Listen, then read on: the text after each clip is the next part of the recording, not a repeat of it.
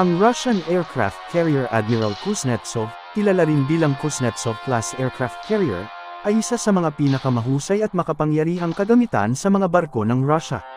Ito ay sinakyan ng isang malakas na puwersa na panghimpapawid pati na rin ng mga barko at mga eroplanong pang-atake.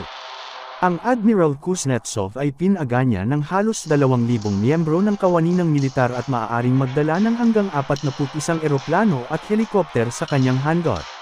Ito ay may haba na 305 metro at may bigat na umaabot sa 58,500 tonelada.